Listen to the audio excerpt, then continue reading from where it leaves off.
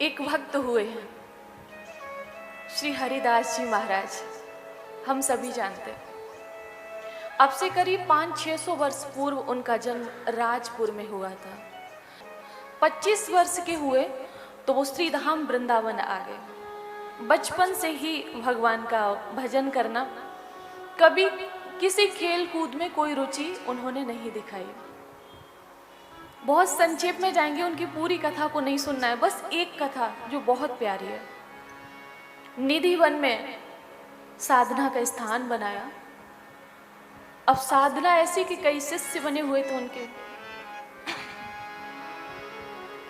तो एक दिन क्या हुआ कि वो यमुना किनारे रेती में बैठे हुए थे, बालू में, और भगवान का ध्यान कर रहे थे। उनके एक शिष्य आए इत्र लेकर। एक शिष्य इत्र लेकर आए। ये ध्यानस्थ थे, तो ध्यानस्थ में ही कहा कि गुरुदेव आपके लिए हम एक इत्र लेके आए हैं बाहर से, आपको हम अर्पण करना चाहते हैं। ये ध्यान में मग्न थे। उसी समय जैसे ही इत्र दिया इनको, तो स्वामी जी ने इत्र लेके और वहीं यमुना जी की बालू में डाल दिया।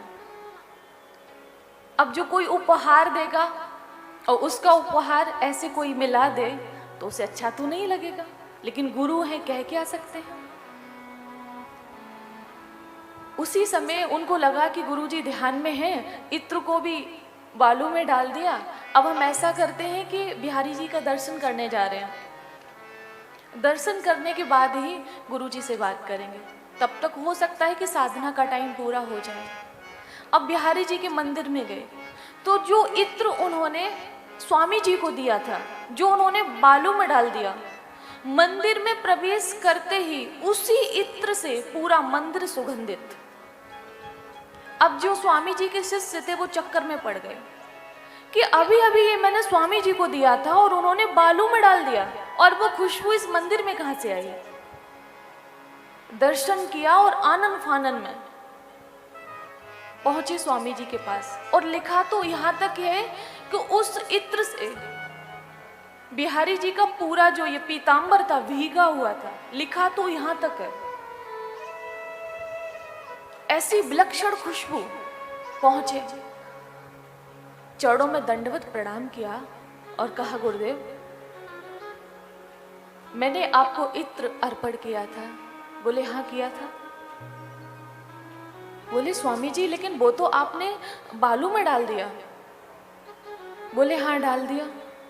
बोले फिर वो खुशबू मंदिर में कैसे, मुझे इसका राज बता दो। वो खुशबू मंदिर में कैसे, इसका राज बताओ। उसी समय देखिए क्या कहा स्वामी जी ने। बोले कि मैं एक लीला का दर्शन कर रहा था। कौन सी लीला?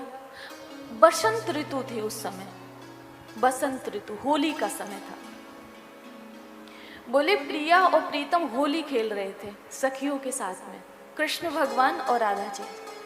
बोले होली खेल रहे थे और मैं इसका दर्शन कर रहा था। उसी समय क्या हुआ कि राधा जी की जो पिचकारी थी उसमें रंग खत्म हो गया और कृष्ण भगवान उनको रंगने लगे। बोले प्रिया जी उदास हो गई। इतने में तुम आ गए, तुमने इत्र दिया और मैंने वो ही इत्र प्रिया जी की अर्थात राधा जी की पिचकारी में डाल दिया। देखिए कहाँ डाला?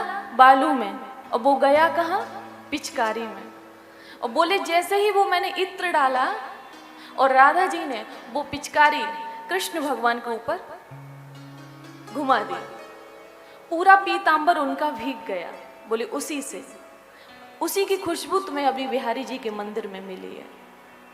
अब इससे क्या समझ में आया आपको? देखिए भक्त की भक्ति को देखिए, प्रेम को देखिए। आप किस स्थान पे बैठे हो ये मायने नहीं रहता। आप क्या अर्पण कर रहे हो इसका भी कोई अर्थ नहीं है, लेकिन आप किस भाव से कर रहे हो, भाव की प्रधानता होती है। तो आज पूरा मंदिर सुगंधित है। अगर ये प्रेम, ये भाव अगर हमारा बन जाए तो हम भगवान से दूर नहीं है। देखिए कितनी विलक्षण घटना। रोम रोम रोमांचित हो जाता है ऐसी कथाओं को पढ़ के सुन के। देखिए कैसा भाव, कैसी भक्ति, इसी कलयुग के हैं। 500 से 600 वर्ष पूर्व की ये बात है, ज्यादा समय भी नहीं हुआ है। आप सोचिए, काश ये भाव हमारा बन जाए, ये भक्ति हमारे हृदय में आ जाए।